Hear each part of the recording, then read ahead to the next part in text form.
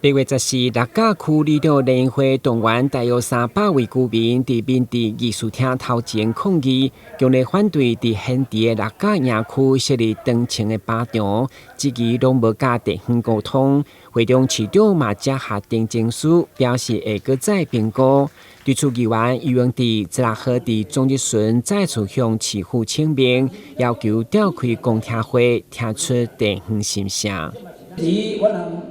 市长陈情书来，市长了解啦市长迄样讲啦，我们两我搁做咧，唔是爱就唔做啊咧。所以咧，有啥物办法我唔知。但是别人也无来咧，搁来阮大家做迄个保持这野区咧，阮就是市长的公民这当然，讲市场局长拢知影啦来什么样所以要求咧，咱警察局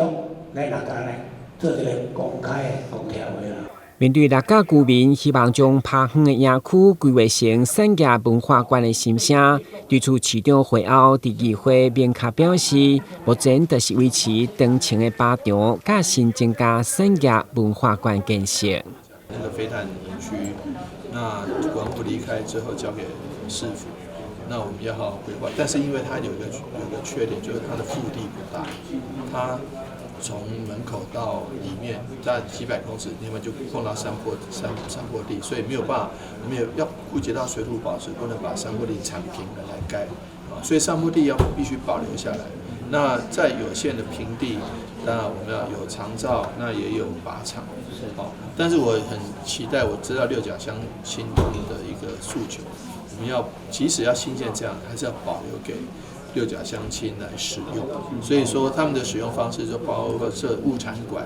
还有一些社区的东西，我会要求警政署跟这个长照的部分要挪出空间来